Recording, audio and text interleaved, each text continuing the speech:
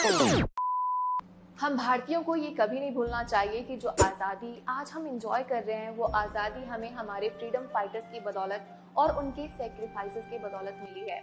महान स्वतंत्रता सेनानियों महात्मा गांधी, पंडित जवाहरलाल नेहरू, भगत सिंह के बारे में हम सब जानते हैं, लेकिन एक गुमनाम हीरो जिन्होंने आईसीएस पास किया लेकिन ब्रिटिश के साथ काम करने के बजाय उन्होंने मंजूर किया ब्रिटिश के खिलाफ लड़ना। हिटलर के साथ मिलकर जापान और जर्मनी के लिए युद्ध के परिणाम तक बदल दिए।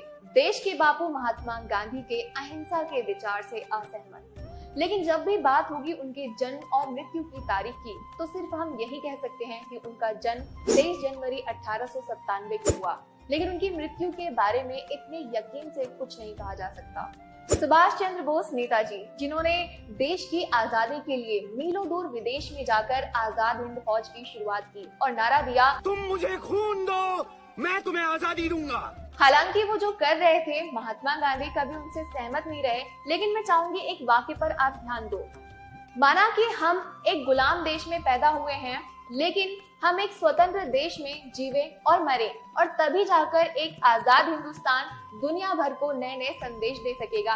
ये शब्द है नेताजी के, जो आज भी अगर आप और हम सुन लें तो समझ आता है कि देश की आजादी के लिए वो कितने दृढ़ निश्चयी रहे होंगे। लेकिन आजादी की लड़ाई लड़ते लड़ते जब दूसरे विश्व युद्ध के समय पश्चिमी शक्तियों के सामने जापान और इटली के सामने हार का संकट मंडरा रहा था, तभी उन्होंने फैसला किया रूस जाने का। और इन्हीं सब के बीच खबर आई कि 18 अगस्त 1945 को उनकी मौत हो गई।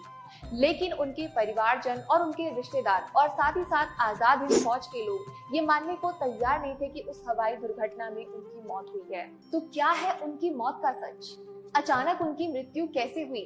तो नेताजी की मौत से जुड़े बड़े सीक्रेट जो बहुत कम लोग जानते हैं, जानना होगा। और इस वीडियो का मकसद है नेताजी के सभी सवालों को जनता तक पहुंचाना।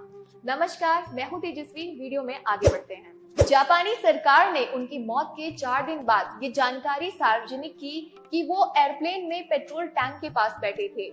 ऐसे में 3rd डिग्री बर्न से उनकी मृत्यु हो गई, जबकि उन्हीं के साथी हबीबुर रहमान सेफली बच गए थे और ये बयान उन्होंने ही दिया था। ऐसे में सोचने वाली बात है और सवाल भी है ये।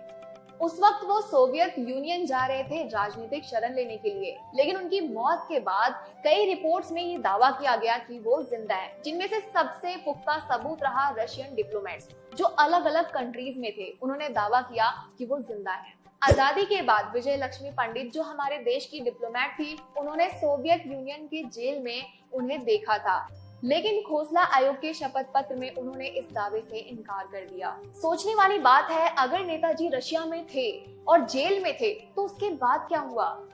आजादी के बाद कई कहानियां भी सुनने में आई जिनमें ये दावा किया गया कि कुछ साधु हैं जिन्हें नेताजी बताया गया।